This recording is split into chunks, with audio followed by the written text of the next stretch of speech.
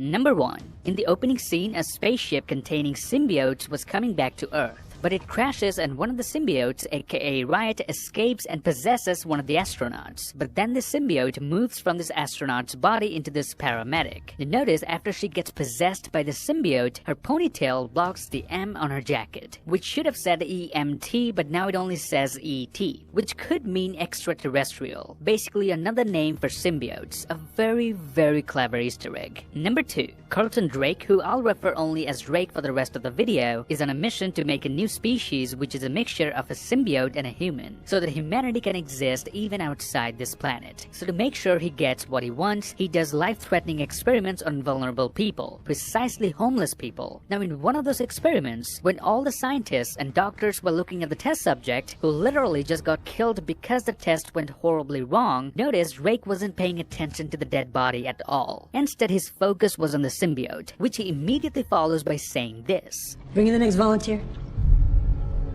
This really shows how inhuman he is. Number 3. When the Venom symbiote doesn't let Eddie go through an MRI test, the doctor, aka Dan Lewis, thought Eddie is claustrophobic. But at the end, the technician actually sees something weird in Eddie's body. Now if we zoom in, we can clearly see the Venom symbiote is coursing through Eddie's body and veins. Number 4. When Eddie gets home after being infected with the Venom symbiote, he immediately eats everything he sees, including several frozen tater tots in his fridge. And that's why at the end of the film, when Eddie asks Venom what should he get from this convenience store, Venom says, tater tots and chocolate. This is another great continuity detail. Notice Venom also asked for chocolate. According to the 1995 miniseries Venom the Hunger, symbiotes need a chemical called phenethylamine, which is available in brains and chocolate. Number 5. When Eddie's boss asks him about the view from his office, Eddie says, Height's not really my thing. Well, this was actually foreshadowing the climax of the film, which basically takes place on top of a rocket that has already been launched. Eddie also ends up falling from that height at the end of the battle. Number 6. The name of Eddie's apartment building is Schuler, which is a reference to Randy Schuler, a Marvel fan who in 1982 suggested the idea of giving Spider-Man a black costume. The costume would debut in 1984, and would later evolve into the concept of a sentient alien being, and later into a symbiote. And not only that, they even made sure to verbally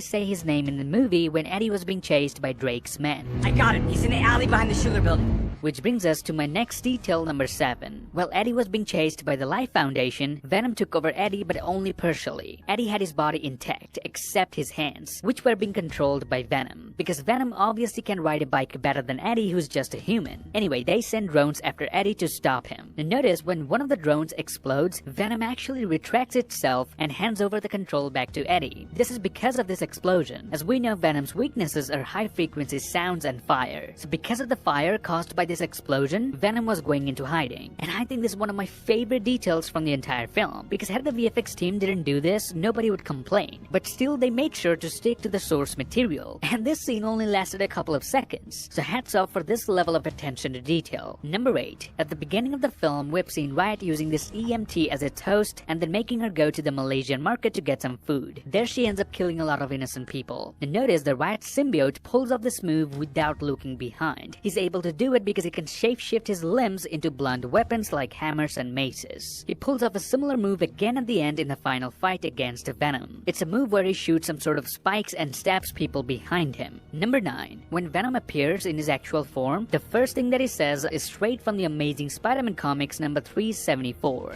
Eyes, lungs, pancreas.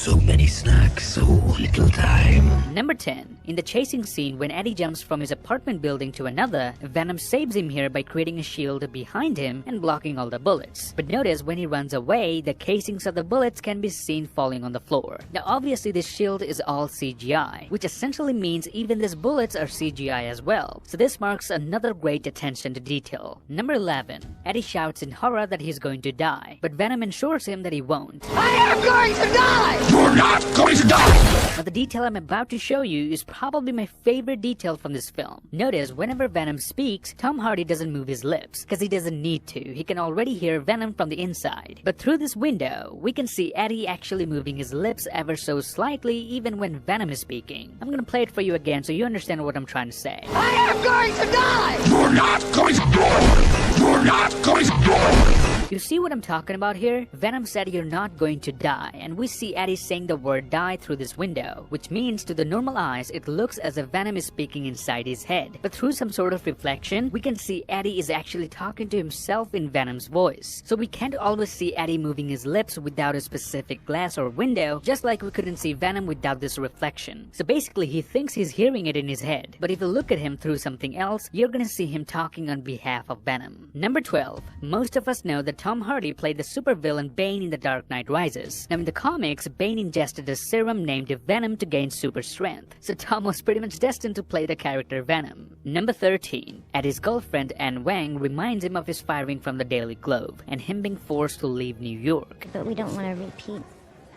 Repeat. of the Daily Globe incident. Ow.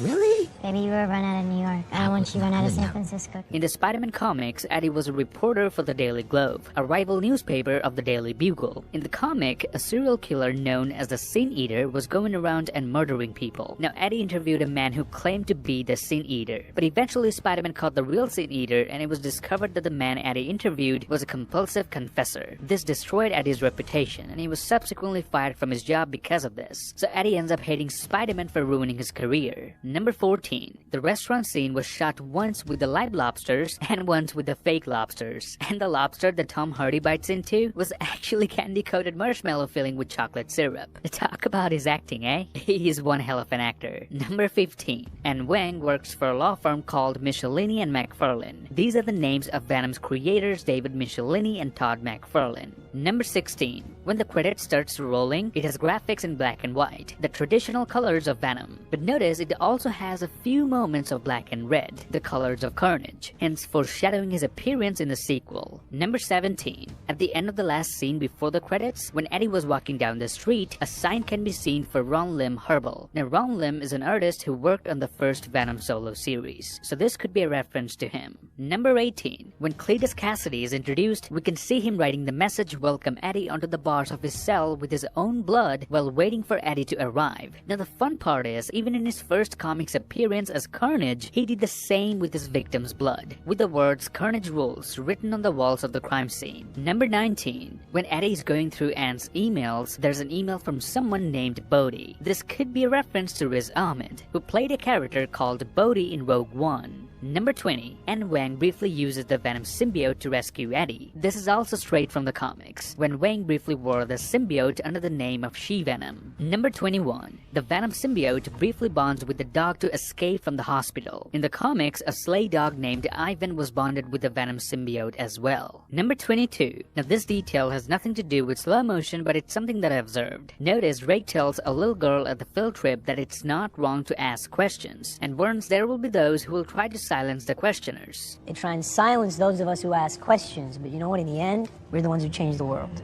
Barely a scene later, he gets uncomfortable when Eddie asks questions concerning his dirty laundry and has him kicked out of the premise. So this single scene shows the hypocrisy of Drake, and later he tries to comfort a homeless test subject with the biblical story of Isaac despite his cynicism, talks of sacrifice when he's not the one making the sacrifice. So he's a massive hypocrite who is extremely inhuman as well. And that's it. This would be my breakdown of Venom at 0.25 peak speed, and I hope you enjoyed it as much as I did while making it. I've been watching this film for over 3 days now, and it's perfect timing that Sony decided to release a trailer for Venom Let There Be Carnage. I'll probably do a breakdown of that too, but by the time the other YouTubers will mostly have it uploaded. So if you still want my takeaway from Venom 2's trailer, then let me know in the comments. Now if you like this video, then please give me a thumbs up, and grab the subscribe button if you haven't already. Follow me on Instagram and Twitter to get updates about my videos. Till then, I'll see you lads in the next one.